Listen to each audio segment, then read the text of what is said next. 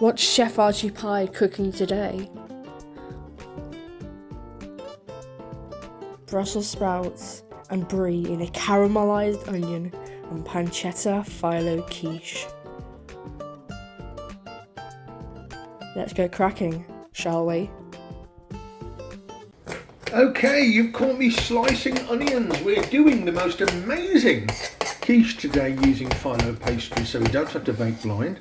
And we're going to stuff it with Brussels sprouts and caramelised onions and brie cheese and pancetta and all sorts of beautiful things. I'm just slicing my onions. I've got about 3 large onions, or the equivalent to 2, and I'm slicing them as fine as I possibly can because we're going to pretty much caramelise these wonderful onions. So yes, I'm looking very much forward to doing this quiche today. So in addition to the onions, we've got about a pound of sliced sprouts, and I've never sliced sprouts before, but my American chums absolutely go crazy over seared sprouts and sprout shavings, and they use them in all sorts of different salads. So I thought I'd try and sear some sprouts and use them in a quiche with some really pleasant additions to the quiche.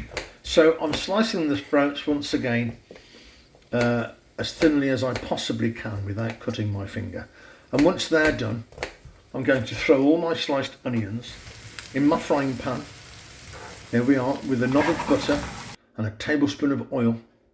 And as well as the onions, I've got some beautiful fresh rosemary out the garden, all finely chopped. And I've got a tablespoon of flakes of chive flakes, dried chive flakes. And I'm going to throw in a very plump crushed clove of garlic. And I'm going to slowly cook these onions in my pan until they're rather brown and nicely caramelised. There we are. Once they've reached that stage, there's no need to over brown them. Once they've reached that stage, you can set them to one side as they await the other ingredients to go in the quiche. Beautiful brown, slightly caramelised onions with rosemary, chives, butter and a little bit of olive oil. So that goes to one side, and now we're going to get up the big pan and we're going to stir fry and slightly sear our sliced Brussels sprouts. Goodness me, stir fry and slightly sear sliced Brussels sprouts. That's a bit of a mouthful. So I'm going to stir fry these for around about 7 to 8 minutes.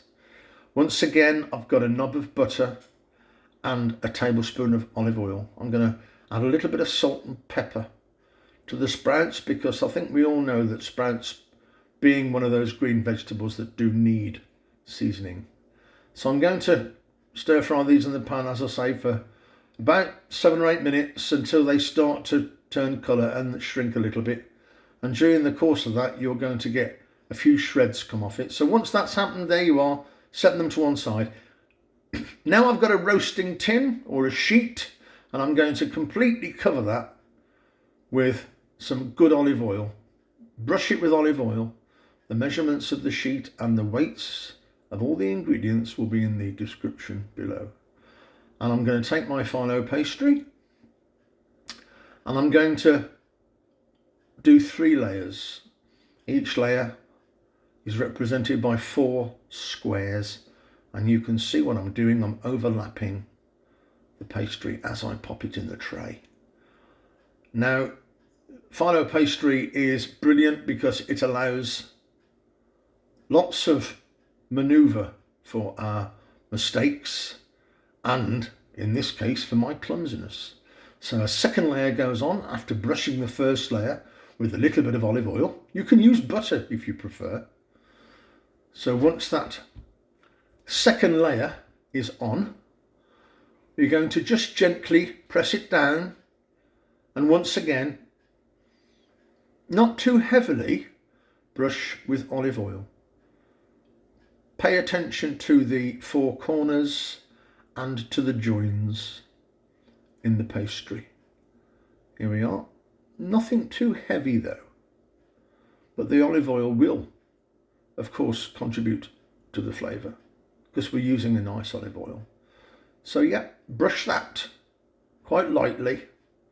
And once you've done that, you're ready for the third and final layer. Okay. Here we are, another 4 squares of phyllo going on. Don't forget, we're going to overlap this. You can pretty much see what I'm doing now. And we've got 3 layers of phyllo there. And I'm just going to give it one very brief last brush before I cover it with some sharp cheddar. Reasonably well covered. And now those onions that we set aside, I'm going to spread them out as best I can. There we are, and now we're going to absolutely plaster the whole quiche shell with those fabulous seasoned seared Brussels sprouts. Look at those, they really are fabulous, lovely colour. Beautiful, very, very nice indeed. This is going to be really good, by the way. Going to take some Brie cheese. I've got about 8 ounces of Brie cheese, and I've took the skin off. And I've cut it up into little pieces, and I'm going to spread it out as evenly as I possibly can. There we are. I think I haven't done a bad job there in getting it evenly distributed over my little rectangular roasting sheet. There we are, a little bit more. Have you finished yet? Yep, that's it, that's the last of it. Now I'm going to sprinkle my pre-fried pancetta. And I didn't overcook the pancetta, but I just wanted to take out some of the fat from the meat because we've got plenty of fat in this quiche already. So it's been pre-fried, it's been sprinkled over. Now I'm going to take my egg and cream mixture, and it's mostly eggs, not a great deal of cream.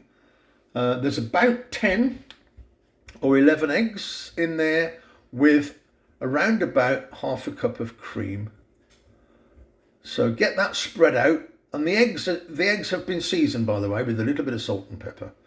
But me being really heavy on the pepper, I just fancied having a little bit extra pepper on top of that Brie. As much as I love Brie cheese, it does react to a little bit of extra black pepper. React favourably, that is. Okay, and once that's there, I'm going to pretty pattern with a few baby plum tomatoes. And this is the bit that a lot of people get quite nervous over with Filo pastry. The bit coming up now. And that is, we're going to gather the phyllo.